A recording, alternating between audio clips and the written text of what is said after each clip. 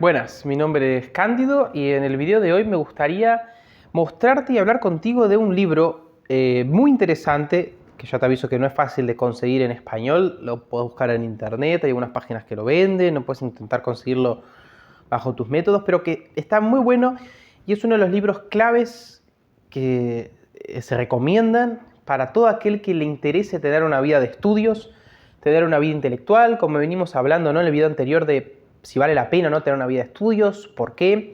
Para todo el que esté interesado realmente en perfeccionarse en los estudios y más allá que eso, sino además tener una vida intelectual, el que se siente llamado, ¿no?, a una vocación intelectual que busca realmente perfeccionarse en la ciencia, en la sabiduría, en la filosofía, que busca tener incluso en un momento producción intelectual, que busca realmente ser un referente en ese mundo intelectual. Recomiendo mucho este libro. La vida intelectual está en portugués, A Vida Intelectual, porque en general en Brasil se está produciendo bastante este libro. No sé, en español no hay mucha producción, pero se puede conseguir igual en internet. ¿Cómo se pronuncia acá? De Antonin Sertillanges, que va a hablar, ¿no?, del espíritu de la vida intelectual, sus condiciones y sus métodos. A ver, ¿quién fue, ¿no?, Antonin Sertillanges? Antonin Sertillanges fue un filósofo, teólogo y profesor, un escolástico, un neotomista, y del Instituto Católico de París. Fue un... Acá no sé si se ve bien, igual capaz que pongo una imagen de fondo, pero no sé si se ve bien. Fue un sacerdote y fue un religioso de la Orden de los Predicadores, de los dominicos. Y escribió este libro, así como muchos otros libros, sobre la vida intelectual. A ver, ¿qué es lo que busca enseñarnos en este libro y para qué deberías leer? Este libro está destinado a todos los que quieran tener una vida de estudios y entender bien cómo funciona esto del estudio, incluso muchos de los consejos que vas a ver en este canal y que saqué en el video anterior de la vida de estudios son basados en este libro. Esta es la fuente, o sea, tiene infinitas veces más de todo lo que dije.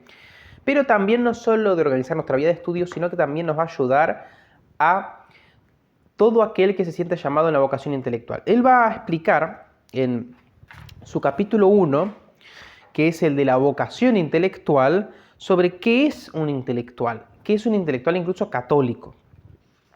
Pero también esto sirve, si no sos católico, sirve en general.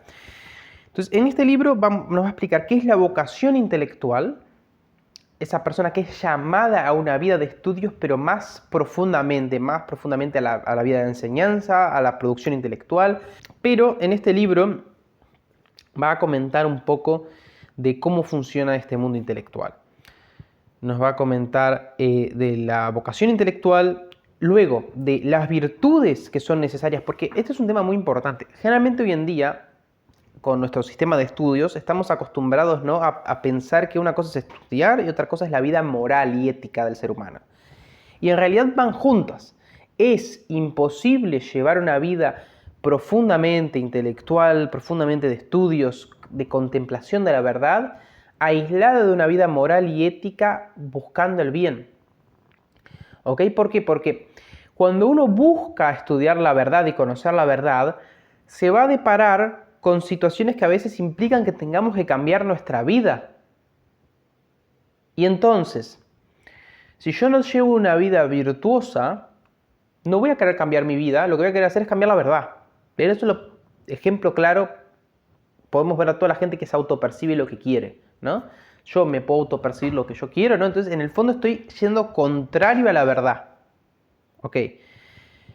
¿Por qué estoy cambiando esa verdad? ¿Por qué estoy torciendo el mundo, ¿no? Porque en el fondo tengo un problema moral.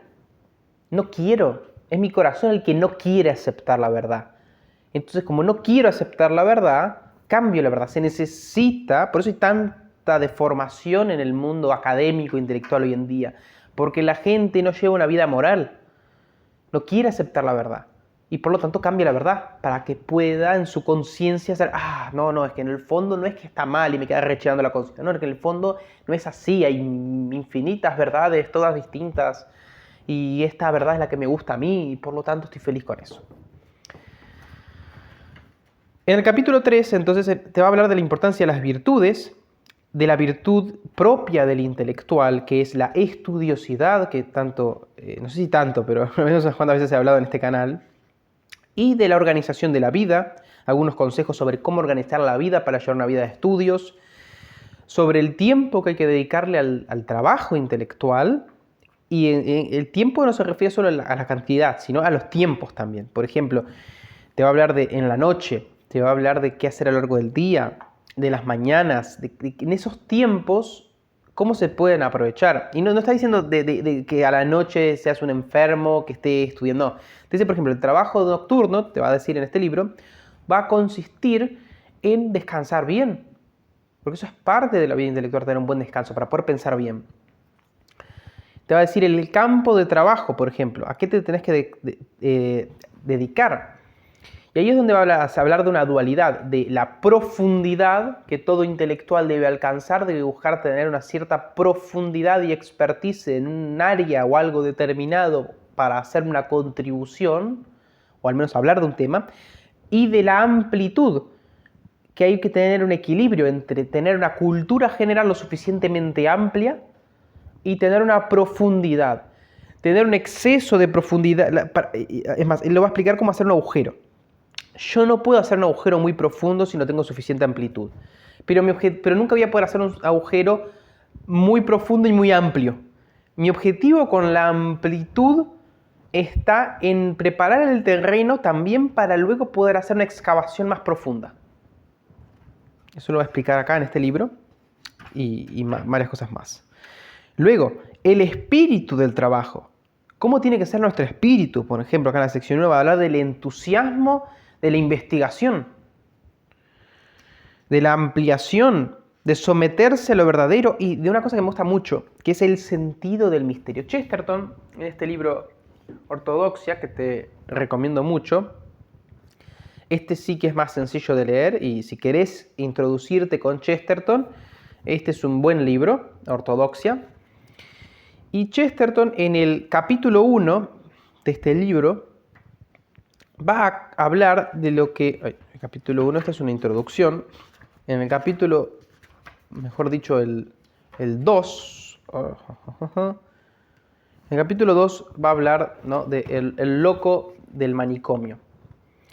Entonces va a hablar de la locura en el mundo y de por qué la gente está enloqueciendo, qué es la locura.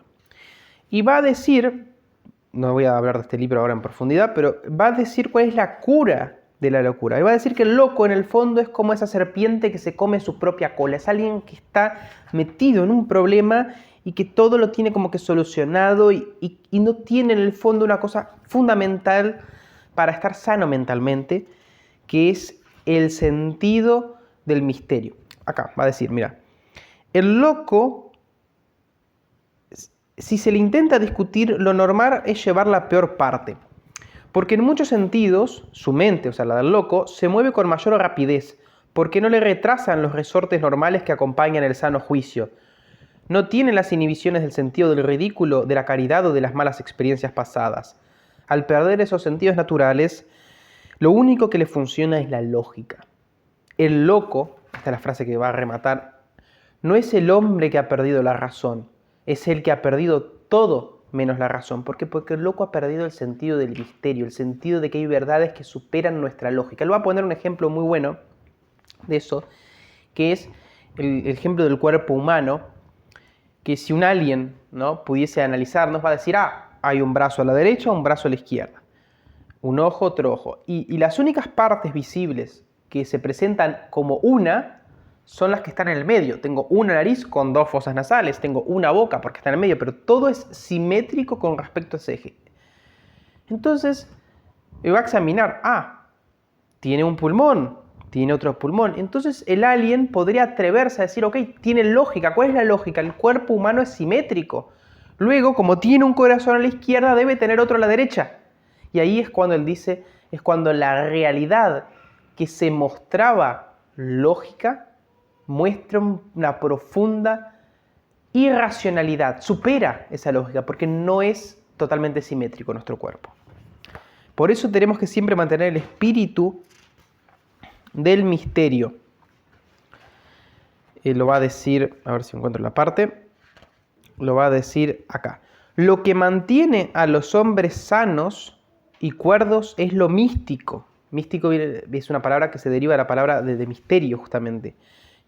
Mientras haya misterio, hay salud. Entonces, por eso va a hablar el padre Sextilange en este libro, en ese capítulo, de la importancia del misterio, cómo el intelectual tiene que mantener vivo ese sentido del misterio. En el momento en que creamos que lo entendemos todo, que no hay más misterio, es que estamos en el error.